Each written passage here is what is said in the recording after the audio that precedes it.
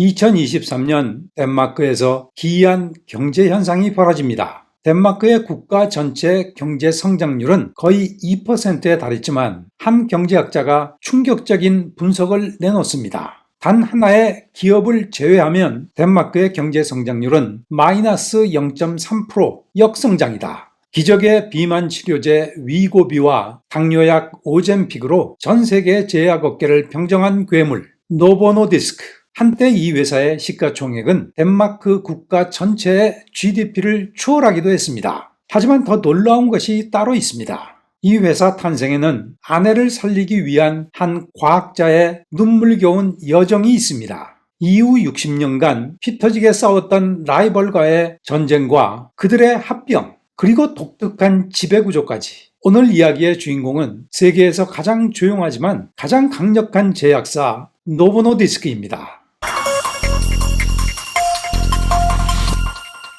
1922년 덴마크의 의사이자 노벨 생리학상 수상자인 아우구스트 크론은 절망에 빠져 있었습니다.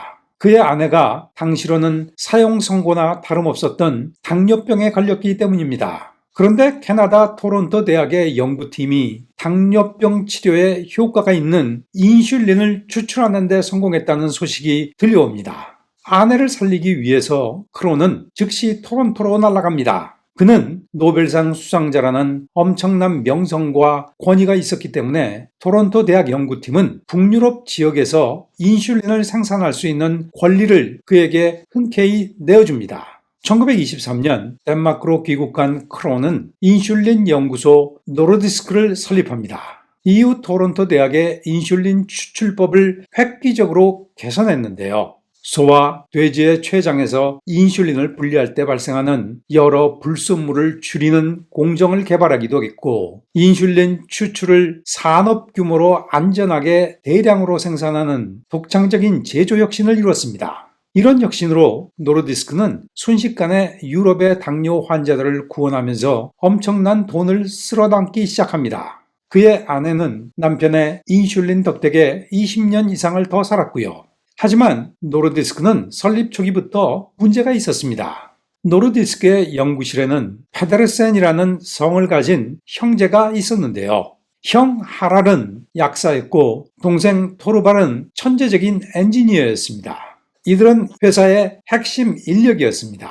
하지만 성격이 불같았던 동생과 경영진은 자주 충돌합니다. 결국 동생은 해고당했고 형마저 동생을 따라서 회사를 나가버립니다. 분노한 형제는 노르디스크에서 불과 몇 블럭 떨어진 지하실에 자신들만의 인슐린 회사를 차립니다. 1925년 노르디스크의 영원한 숙적 노보가 탄생하는 순간입니다. 이때부터 무려 60년에 걸친 세계 제약업계 역사상 가장 치열하고 독한 전쟁이 시작됩니다. 두 회사 모두 인슐린을 만들었습니다. 같은 나라, 같은 기술, 같은 시장, 심지어 직원들까지 서로 빼앗아갔습니다. 덴마크 제약업계에서는 이런 말이 있었습니다. 노보와 노르디스크 직원은 서로 결혼도 안 한다.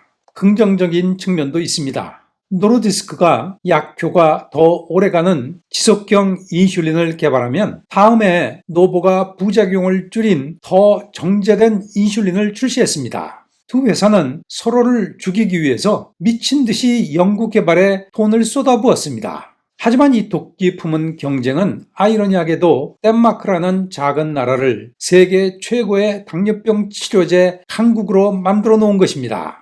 영원할 것 같았던 두 회사의 자존심 싸움은 1980년대 들어서 거대한 벽에 부딪힙니다. 바다 건너 미국에서 유전공학을 무기로 한 거대 제약사 일라이 릴리가 합성 인간 인슐린을 만들어내면서 글로벌 시장을 융단 폭격하기 시작한 것입니다. 덴마크 앞마당에서 지들끼리 싸우다가는 미국의 거대 자본에 둘 다 잡아먹힐 위기였습니다. 1989년 결국 60년간 서로를 죽일 듯이 미워하던 두 회사의 경영진은 코펜하겐의 한 테이블에 마주 앉아 합병을 논의합니다. 하지만 노보와 노르디스크의 합병은 단순한 두 기업 간의 거래가 아니었습니다. 덴마크 정부의 법적 허가와 강력한 정책적 뒷받침이 필요했습니다. 두 회사 모두 주식회사가 아니라 재단 소유 기업이었기 때문인데요. 그리고 설립 목적이 다른 두 개의 재단을 합병하거나 자산을 처분하는 것은 덴마크 법으로 불가했습니다. 덴마크 정부 입장에서 두 기업의 경쟁은 양날의 검이었습니다. 경쟁 덕택에 기술 혁신이 빨라진다는 장점이 있었지만 글로벌 제약 산업은 소수의 거대 제약사, 즉 빅파마가 장악하는 트렌드를 무시할 수 없었습니다. 두 회사 모두 덴마크 수출의 핵심 기업이었기 때문에 둘 중 하나만 무너져도 덴마크 경제 전체가 흔들릴 수 있었습니다. 결국 덴마크 정부는 자국 시장 내에 독점 우려가 있었음에도 글로벌 시장에서 살아남을 수 있는 초대형 국가 대표 기업을 육성하는 차원에서 합병을 전격 승인합니다. 이 합병은 사실상 덴마크 국가 전략 프로젝트에 가까웠다는 말입니다. 뭉치지 않으면 모두 죽는다. 두 기업은 정부의 전폭적인 지원과 함께 과거의 원한을 덮고 역사적인 합병을 선언합니다. 두 회사 이름을 그대로 이어받아서 붙인 노보노디스크가 이렇게 탄생한 것입니다. 합병을 통해서 불필요한 경쟁 비용을 없앤 이들은 천사적인 자본을 단백질 기반의 대사질환 연구라는 단 하나의 목표에 올인하기 시작합니다. 특히 인간 인슐린과 인슐린 펜 개발에서 엄청난 성공을 거둡니다. 이 시절 노보노디스크가 만든 인슐린 펜은 의료업계를 바꿔놓습니다. 과거에는 환자들이 주사기와 약병을 들고 다녀야 했습니다. 하지만 펜형 주사기가 등장하면서 당뇨 치료가 훨씬 간편해졌습니다. 이 작은 혁신 덕분에 회사는 글로벌 시장을 빠르게 장악합니다. 2000년대 들어서 노보노디스크는 새로운 연구를 집중하기 시작했는데요. GLP-1 계열 약물, 원래는 당뇨병 치료제였습니다. 그런데 이상한 현상이 발견됩니다. 환자들의 체중이 줄어들기 시작한 것입니다. 처음에는 부작용 정도로 생각했습니다. 하지만 연구가 계속되자 충격적인 사실이 드러납니다. 이 약은 사람의 식욕 자체를 억제했습니다. 쉽게 말하면 GLP-1은 뇌 식욕 중추에게 배부르다는 신호를 보내는 것입니다. 그리고 노보노디스크는 엄청난 결정을 내립니다. 이걸 비만 치료제로 개발하자. 당시만 해도 비만 치료제 시장은 악명이 높았습니다. 부작용과 심혈관 위험 등 각종 실패 사례가 있었습니다. 그래서 많은 제약회사들이 이 시장을 포기하고 있었습니다. 하지만 노보노디스크는 반대로 베팅합니다. 그리고 2021년 위고비가 출시됩니다. 결과는 폭발적이었습니다. 펜형 주사기 기술과 결합된 이 약은 일주일에 한 번만 찌르면 살이 쭉쭉 빠지는 마법을 보여줍니다. 위고비는 단순한 약이 아니었습니다. 사회 현상에 가까웠습니다. 할리우드 스타, CEO, 정치인들 모두가 이 약을 찾기 시작합니다. 테슬라의 일론 머스크마저 내 다이어트 비결은 위고비라고 극찬하면서 전 세계적인 품귀 현상이 벌어졌습니다. 당뇨라는 한 우물만 파면서 라이벌끼리 피 터지게 싸우던 덴마크 촌놈들이 합쳐져서 글로벌 비만 치료제 시장을 독식하는 황제로 등극한 것입니다. 심지어 월마트는 이런 분석까지 내놓습니다. 비만약 사용자가 늘자 식품 소비 패턴이 달라지고 있다. 사람들이 덜 먹기 시작한 것입니다. 노보노디스크는 밀려드는 수요를 감당하지 못해서 약을 못 팔 지경입니다. 노보노디스크의 시가총액은 유럽 최고 수준까지 치솟습니다. 한때 덴마크 GDP를 능가할 정도였습니다. 노보노디스크가 글로벌 빅파마와 경쟁할 수 있는 이유가 있습니다.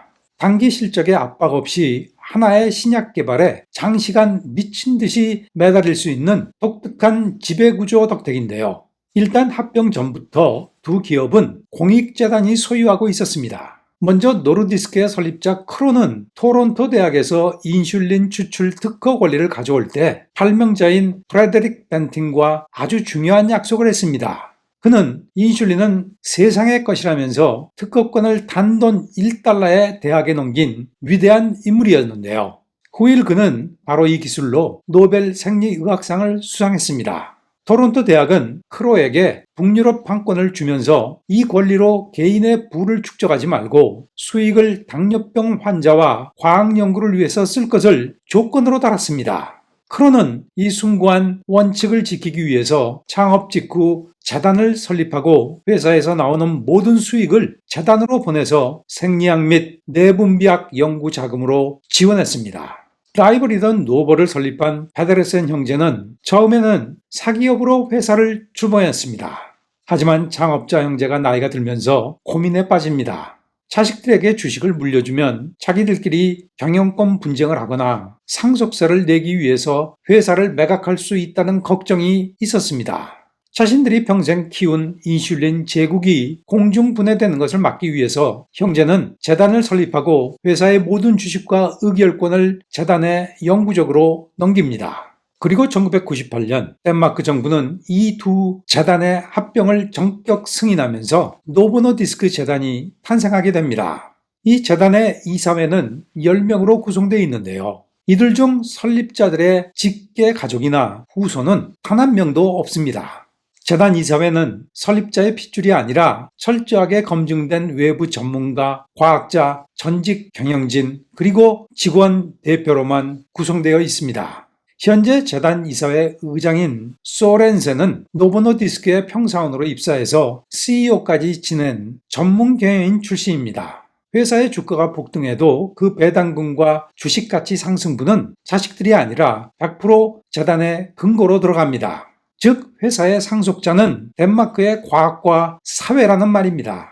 현재 노보노디스크 재단은 빌 게이츠 재단과 영국의 웰컴 트러스트와 함께 세계 3대 공익재단으로 불립니다. 그리고 또 하나, 덴마크 정부는 노보노디스크에게 차등 의결권을 허용했습니다. 재단이 소유한 비상장 주식은 한 주당 무려 10표의 막강한 의결권을 갖도록 했습니다. 그 결과 재단은 전체 주식의 28%만 보유하고 있지만 회사의 의결권은 77%를 갖고 있습니다. 노보노디스크의 경영권을 빼앗을 수 없다는 말입니다. 제약 산업은 시간이 오래 걸립니다. 신약 하나 개발하는데 10년 이상 걸리기도 합니다. 실패 확률도 엄청 높습니다. 그런데 월가 투자자들은 단기 실적을 원합니다. 노보노디스크는 재단과 차등 의결권이라는 지배구조로 단기 주가보다 장기 연구개발에 집중할 수 있습니다. 정리하겠습니다. 인구가 600만 명밖에 되지 않는 덴마크에서 노보노디스크 같은 거대 기업이 탄생한 것은 놀라운 일입니다.